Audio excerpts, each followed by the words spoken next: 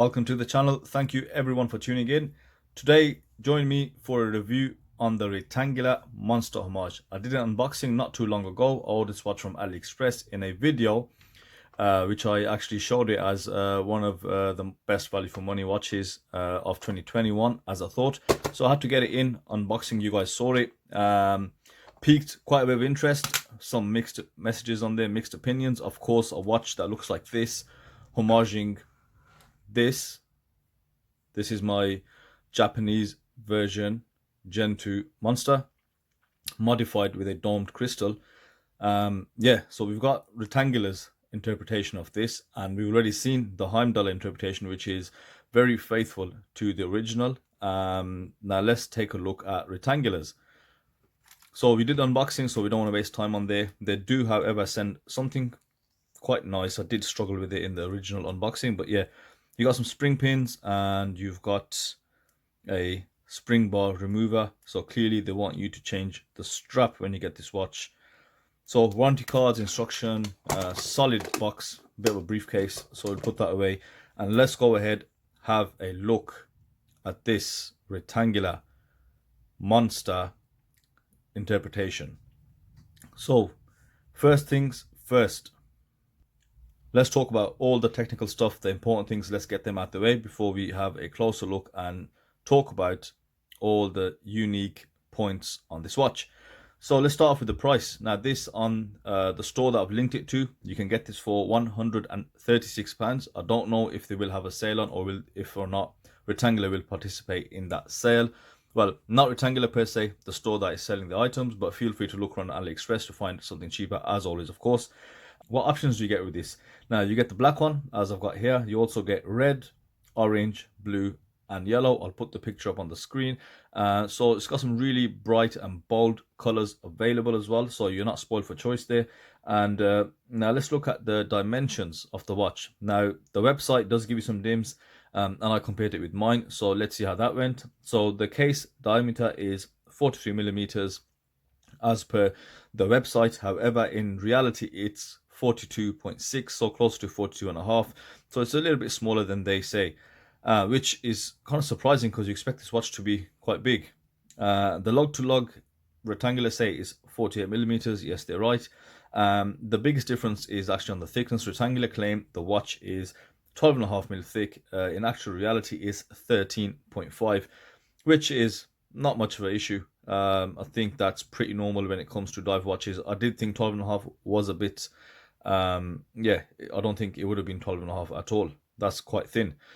So let's look at some of the specifications on the watch. So the watch does have a AR coated sapphire crystal. Now the AR coating is very subtle. It's a noteworthy point there, because we don't like AR coating that overpowers the dial. As you can see, you got great clarity on the dial. You've got a full stainless steel case, bezel construction, 316L of course. You've got drilled lugs for strap changes, and then you've got a water resistance of 150 meters, which is what Retangula claim as well. And then you've got BGW9 Lume on the pip and the dial, and the watch weighs in at 123 grams on the supplied rubber strap that you see here. The movement which powers this watch, take a guess. Seiko Epson NH36 movement. If you're unfamiliar with 35 and 36, it's just the addition of a day complication, addition to the normal date that we get. So that's Seiko Epson movement. It beats at 21,600 vibrations per hour, gives you a tick of 6 ticks a second. It's got date functionality, hacks and wind as well. So it's a modern enough movement. You know, it does what you need it to do. Plus it's got a decent sweep too as well. But the biggest thing with NH35s and 36s are they're very, very reliable and very, very affordable. So you know, if you want to replace the movement, it'll cost you around $25 and a bit of know-how on how to do it. So we've got the specifications, dimensions out the way, the price as well. So you know, it's ticked a few good boxes, but as I said, the initial reaction from the subscribers, it was a mixed one. Some people loved it, some people like, I don't know, it's a bit out there, and which was my initial reaction. I did think the watch is a bit out there. I wasn't sold on it, but with some, you know, some comments in the comment section, I thought, go on then, I'll have a look. And here it is. So let's have a closer look. That's a bit too close. But yeah, and one thing which I do love about this watch, I love this sun ray. It's so different to what I've normally seen, and it's black, but it's not black. So you got this beige sun ray pattern in the center, as you can see, and it moves with the light and the way the light shines on it, and that gives it a really unique look, and that is fantastic. Now you've got this similar effort put on the different colors. Now I wanted the orange one, but I felt it was just a bit too bright for me, so I actually went with this one. So I think the dial's has been done really well. Now you've also got applied markers in the shape of fangs, daggers, whatever you want to call it, of course, because it's paying respects to the Seiko Monster Homage.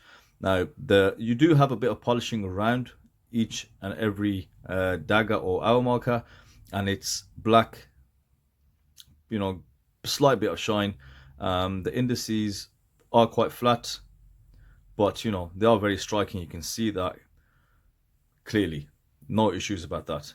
Now on the side of that, you've got a printed chapter ring, and you've got these thick lines which are printed, and you know what, there's no problem with the QC of them. They're all very crisp, very clear.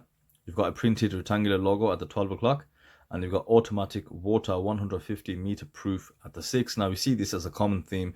We saw it on the 6105 8000 Turtle Homage, but I don't know why they're going for 150 meters.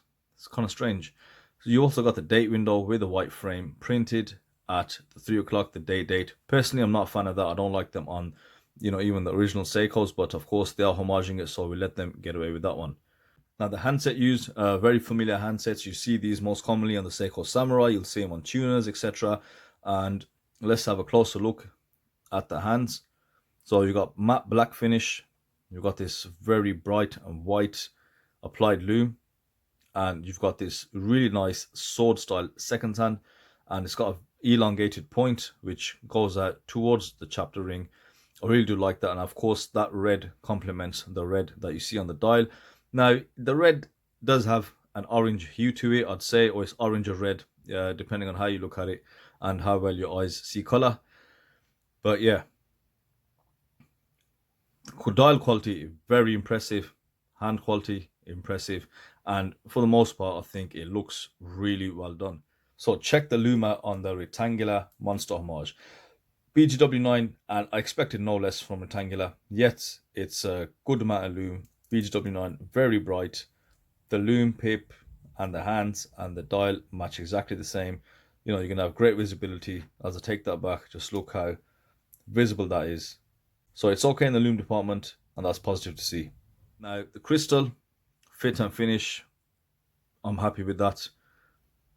That's spot on. A domed crystal would probably be nicer. Now let's look at the bezel. It's been machined really well. That's what I'm trying to say. The quality on it is spot on. So you've got this flat, almost curved, sloped inward bezel. Now Retangula says an aluminium insert. It's not actually an insert. It's a full block part of the bezel, as per the original Homage. Sorry, as per the original and the watch that it is homaging. Now let's have a look at the brushing, circular brushing present, and let's have a look at this enamel or whatever paint they've used. Job well done to Retangula. Now you can see from the 12 to the 15 minute, you've got, you know, semi batons and longer batons at every 5-minute interval, and the rest you've just got dots. You've got 15, 30, 45 on the actual bezel, and you've got a slightly subset lume pip, which is always going to be a bonus. Everyone does like that. So good finishing so far on the actual bezel. Now let's talk about this buzz saw, circular saw style bezel. Now it's strange they went with that. It is kind of strange. So let's have a look. Now the teeth between the bezel and the bottom case, those gouges do go in opposite directions, and that has been done really well. So I'll put up a picture of some close-ups. So what you can see is on the bezel itself, the edges, they've flattened them and then they've brushed them. So that's important because you don't want sharp edges, especially here. And then what they've done, you've got a polished lip which goes around the bezel,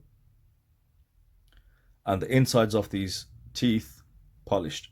So there's a lot of detail on there. When you do look at the watch closely, it is very detailed. Now let's look at the half shroud that is present here around the crown and the case.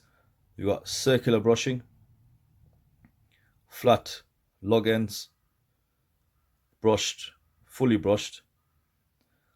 The center is polished between the lugs, which is 20 millimeters. No sharpness in the corners. That's nice. Done well. As you know, I mentioned about sharpness on the actual Heimdall Monster Homage. And yeah, the case is done really well. There's no sharpness. You can see linear brushing present along the case. So there's different transitions between different types of finish, and they've done it really well. And you know, Retangula do show very good quality on, from what I've seen, on the watches. Now let's have a look at the crown. So it's got a similar sort of out there pattern. So it's like a blade almost, but I do like that machining. It is something totally different. Let's have a look. Good grip. The screw down action is pretty smooth. The date function, and it's got that kanji wheel. Hackett, no issues there. So, but it isn't sprung. So a lot of crowns you press in and they have a spring in them. This one doesn't. You just screw this one in with no issue.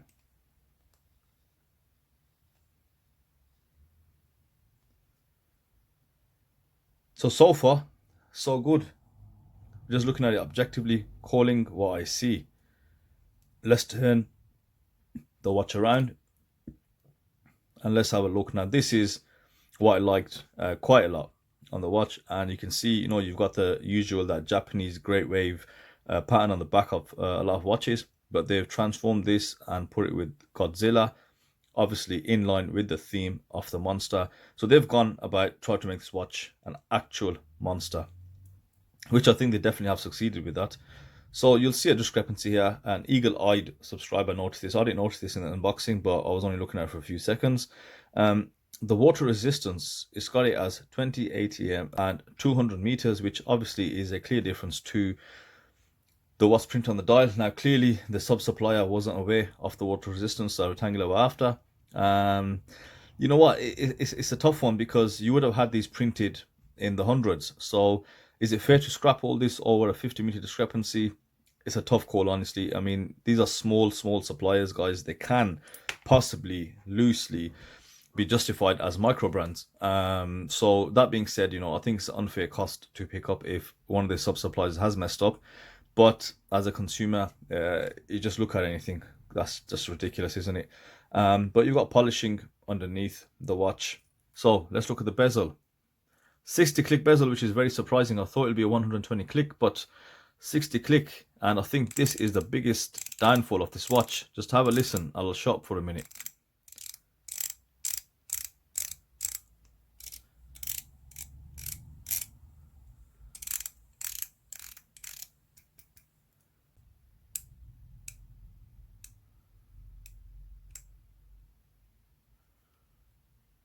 So it at least does line up. And as you can hear by the sound, it's a very clickety clack sound. It almost like snaps into place. But do I like the bezel action? No. I would expect them to do something so much better. Yeah, it sounds loose, clunky. Yeah, I suppose this is just, yeah, I'm not really feeling the bezel, I'll be honest. So yeah, this is what really did kind of disappoint me about the watch. I was going really well until I came across that. Let's try this watch out. Let's see what it looks like on the wrist. Gotta take off.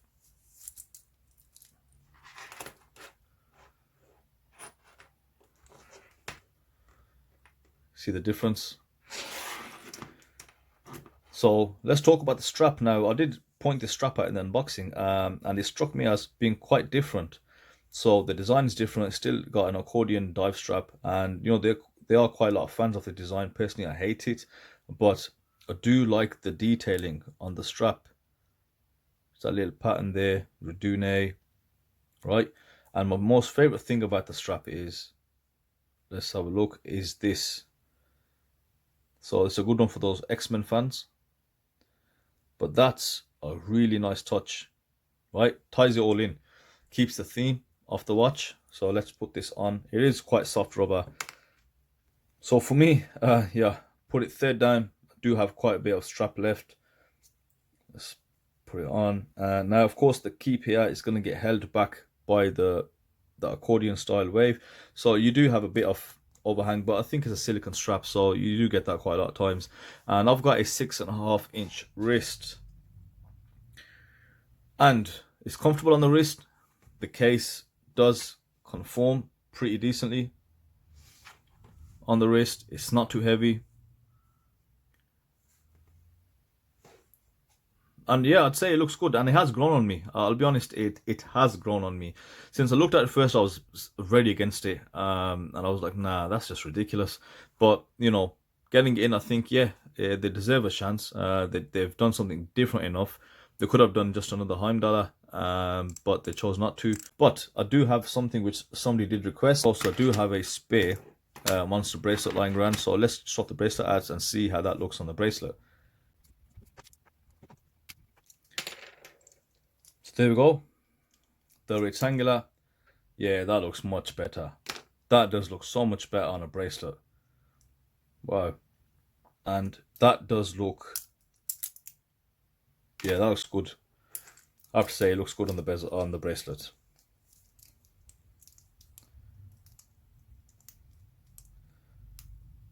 So clearly I've sized this wrong. It's very tight, but I'll fix that later. It's kind of cutting off my circulation. Look at the veins there. But yeah, it looks good on a bracelet. So I think that's probably the next step for them to get a bracelet. If not, you know, if you've got a $100 Monster and you want to get this, then just use a bracelet from that. And of course, you can use any 20mm flat end bracelet. So let's summarize. You know what? I'm impressed that Retangula were bold enough to do something different. And I do like a fair few things on the watch. You know, I like the overall design. I'd say I have to appreciate it. It may not be for me, but I can definitely appreciate, you know, how far out they went. So from that sawtooth type of bezel to this funky crown, and of course that smart caseback, definitely turning that into Godzilla. And overall the build quality is great. Yes, it feels good. It looks amazing with the bracelet, but that strap is a good strap. So for me, yeah, the biggest disappointment is this clickety clackety bezel. 60 click, you know, it just doesn't sound nice, doesn't sound right. It's not what I like on a watch. But other than that, it's a fair attempt. So thank you, Retangula, for giving us something so out there that people can actually appreciate.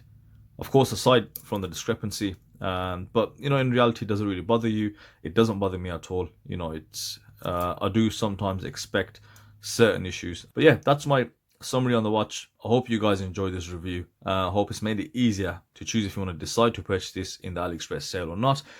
If you do decide to, I'll leave a link below in the description to this watch in question. Thank you everyone for watching as always, and I'll see you on the next video.